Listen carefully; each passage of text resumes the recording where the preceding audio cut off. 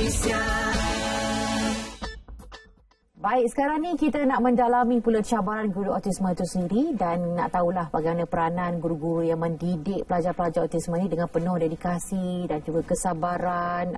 Dan sebelum kita bersama dengan anak-anak autisme ini juga dari sekolah ini, kita nak bersama dengan ni dia Guru Besar Sekolah Kebangsaan Taman Putra Perdana Puchong Selangor, iaitu Puan Hajah Rohaidah Muhammad Ari. Assalamualaikum, selamat pagi.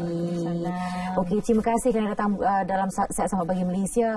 Dan kita nak bawakan jugalah apa sebenarnya yang dilaksanakan oleh Sekolah Kebangsaan Taman Putra Perdana Puchong sendiri untuk memastikan bahawasanya anak-anak autisme ni khususnya diberikan juga perhatian khusus. Jadi apa yang telah dilaksanakan oleh sekolah? Terima kasih. Terima kasih kerana mengundang saya mewakili sekolah saya dan sekolah-sekolah yang mengadakan program pendidikan khas. Alhamdulillah, setakat ni murid-murid pendidikan khas di sekolah saya agak ramai, iaitu selama 62 orang, di mana murid autism dalam 10 orang. Dan sebahagiannya bercampur-campurlah masalah pembelajarannya.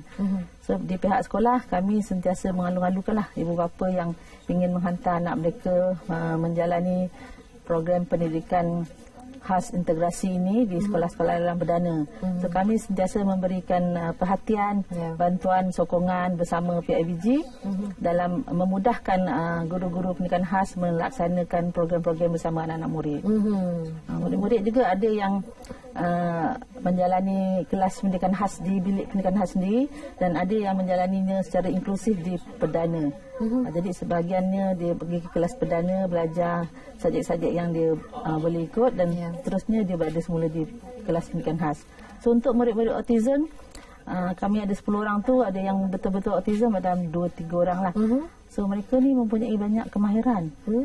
Rupanya macam murid normal, tapi bila kita bantu mereka, sokong dan beri peluang untuk mereka mendedahkan potensi mereka, saya nampak mereka semakin lama semakin baik dan semakin seronok. Okey, bila dapat didedahkan potensi mereka, jadi mereka pun bahagia dan dalam istilahnya macam happy lah kalau pergi sekolah tu. Dan ini antara gambaran di sekolah untuk pelajar-pelajar yang memerlukan pendidikan khas ini, dan dapat juga bersama. Ini salah seorang daripada pelajar tersebut yang juga turut bersama kita juga pada pagi ini. Nanti kita akan berkenalan dengan mereka seketika saja nanti, sebab kita nak tahulah dari segi cabaran juga secara amnya, keseluruhannya. Adakah sekolah juga menghadapi masalah untuk menghadapi anak-anak yang memerlukan pendidikan khas ini, dan bagaimana agaknya peranan daripada ibu bapa sendiri untuk memastikan anak-anak mereka juga boleh dan ada mencetuskan potensi mereka dengan lebih giat lagi. Cabaran bagi sekolah untuk memberi pendidikan kepada murid-murid autism samalah seperti murid-murid yang bermasalah yang lain. Tetapi guru-guru sentiasa bersedia untuk mendalami, membantu murid-murid bersama ibu bapa bagaimana mereka nak menyesuaikan diri berada di sekolah. Jadi guru-guru juga sentiasa mengadakan pelbagai program, berbagai program terapi yang telah disusun, yang memerlukan mereka berada di dalam sekolah, di luar sekolah, bahkan di luar negeri sekalipun, telah memberi pendedahan yang sangat baguslah kepada murid-murid ini. Pada murid-murid autism sendiri, kita bersama PPD Sepang telah mengadakan Hari Autism, Kesedaran Autism peringkat daerah, di mana murid-murid autism di sekolah lain dalam daerah Sepang juga telah berkumpul di sekolah kita mengadakan berbagai program dalam bentuk session-session. So ini juga memberikan banyak idea lah kepada guru-guru sekolah lain untuk mempelbagaikan program. Dan cabaran lain mungkin ni lah seperti biasa daripada ibu bapa yang kadang-kadang kesuntukan masa untuk melayan anak-anak murid kita. Jadi saya kira guru-guru menjadi ibu bapa yang kedua kepada murid tersebut, dan mereka sentiasa rapatlah dengan ibu bapa. Yang lain saya kira di peringkat sekolah, sekolah saya dah tidak ada masalah lagi antara hubungan murid perdana atau murid biasa dengan murid-murid pendidikan khas, termasuk murid autism. Kita sentiasa beri pendedahan dalam perhimpunan, war-warkan kejayaan murid-murid pendidikan khas. Jadi murid-murid lain pun menyayangi dan boleh menerima mereka dan bahkan sentiasa membantu. Okey, bermakna pada sekolah kebangsaan Taman Putera Perdana Puchong Selangor ni sememangnya bukan mengasingkan, malah menyatukan anak-anak ni tidak membeza-bezakan kedua-duanya. Jadi kita nak berkenalan dengan anak-anak yang kita kongsikan bersama Bijou tadi. Redwin, tolong perkenalkan mereka, Redwin. Ya, Hani, saya teruja dan juga sangat gembira melihat kreativiti mereka ini menghasilkan seni yang dilukiskan kerana mereka sebenarnya mempunyai ketangkasan untuk menghafal imej dan juga gambar, dan mereka boleh melukisnya semula tanpa melihat rujukan kerana mereka mudah untuk mengingat, atau memori mereka itu begitu kuat untuk mengingat sesuatu imej. Kalau kita kongsikan, ada dua adik kita di sini, iaitu di sebelah sana adik Vili Chong berusia ataupun pada waktu tahun 4, dan di sebelah saya iaitu adik Irfan. Irfan kan? Umurnya ataupun usianya 12 tahun. Kita mulakan dengan juga kita bersama-sama dengan guru untuk yang membimbing mereka di sekolah, itu Puan Nur Hayati binti Yusof, dan juga guru pembantunya juga ada di sana. Kalau kita lihat Puan, hasil mereka ini, kalau orang dewasa mereka macam saya ni pun memang tak boleh nak lawan lah kan hasilnya. Kerana mereka ni begitu tangkas, menangkap imej, mereka hafal. Betul. Jadi bagaimana kalau Puan sendiri, kalau di dalam kelas, adakah mereka ini diberi kebebasan untuk melukis apa saja yang mereka suka? Okey, macam Willy sendiri, dia sangat suka benda-benda yang universal. Maksudnya macam berkaitan dengan world map, planet. So dia akan berimajinasi, dia pandai melukis. Kita tak perlu bagi dia gambaran yang jelas. Dia sekali pandang saja dia boleh dah menghafal imej-imej tu. Kalau tengok kita hasil lukisan Nadia Vili ni, peta dunia, dia tahu kedudukan setiap benua itu di mana, kedudukan negara itu di mana. Saya sendiri pun tak hafal, tapi itulah keistimewaan mereka. Kerana mereka boleh menangkap dengan cepat imej yang mereka lihat, walaupun sekali pandang saja. Bagi Irfan pula, beliau sangat kreatif untuk menghasilkan lukisan dalam bentuk 3D. Seolah-olah 3D.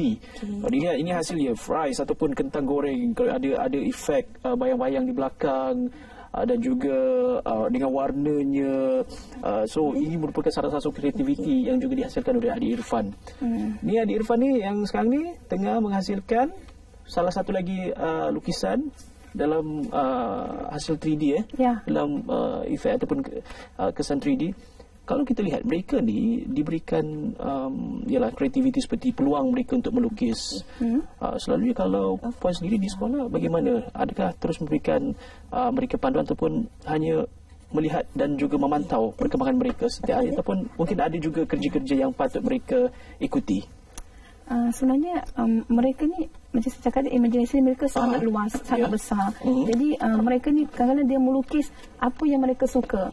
Macam Irfan, sometimes kalau kita normal, kalau kita let's say Irfan lukis pokok, macam kawan-kawan lain dia boleh melukis pokok saja.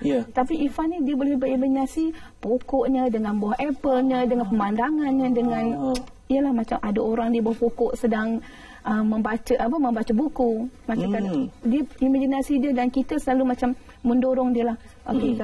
Kita tak ada menyekat dia punya imajinasi, kebebasan dia, tapi kita kena pantau lah kan. Tapi dia sangat-sangat berimajinasi. Ini antara hasil lukisan ini Irfan semasa umur 6 tahun, kata saya, menurut ibu dia lah. Ini masa umur dia 6 tahun. Sekarang Irfan dah 12 tahun. Ini Irfan, ingat lagi kita Irfan.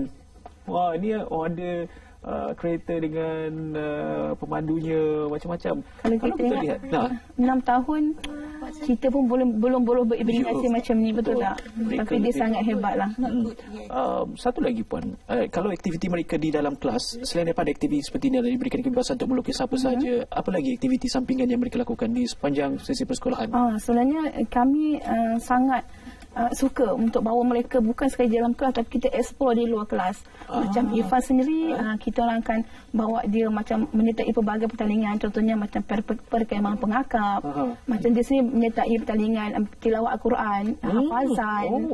So kita nak meningkatkan dia punya skill untuk berkomunikasi, sebab kita tahu kan autism ni komunikasi dia macam kita kena dua hala. Kadang-kadang dia kurang berkomunikasi kan. Jadi ini cara itulah kita bukan saja pembelajaran dalam kelas, tapi di luar saja.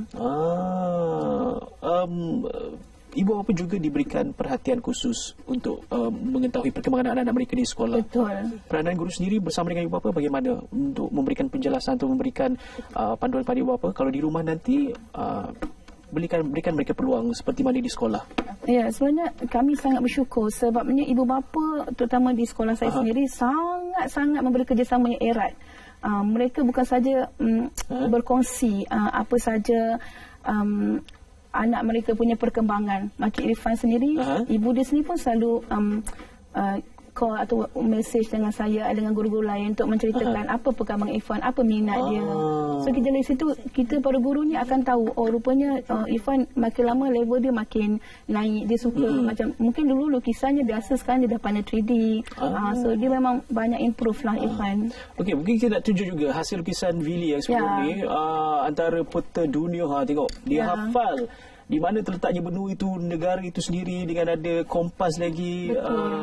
Ada lagi Puan? Ya, ini peta dunia juga. Ini satu lagi yang kekini lah. Dia punya ni New York punya statue of Liberty kan. Tadi ayah dia cakap dia yang terkini, dia suka dia pandai lukis lah. Selalunya paparan ataupun image yang mereka nampak ni, mereka mungkin bukan saja di sekeliling, mungkin juga paparan di internet. Betul. Yang mereka nampak di TV.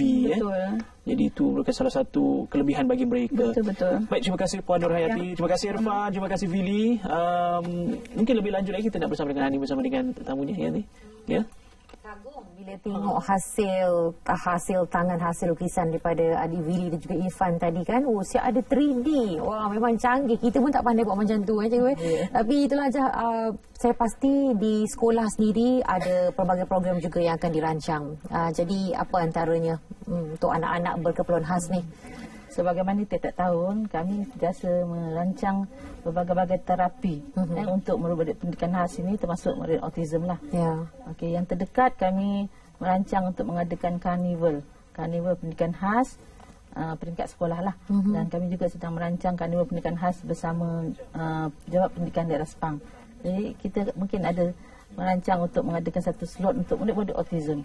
Di mana kesedaran autism ni kita berikan beberapa info tentang autism, dan diharapkan kesedaran tentang autism ni akan lebih baik dalam kalangan pengunjung-pengunjung karnival tu nantilah. Okey, insya-Allah. Baik, jadi sempena dengan Hari Autism pada hari ini, jadi mungkin ucapan zahirkan kepada seluruh rakyat Malaysia yang saya menonton pada pagi ini.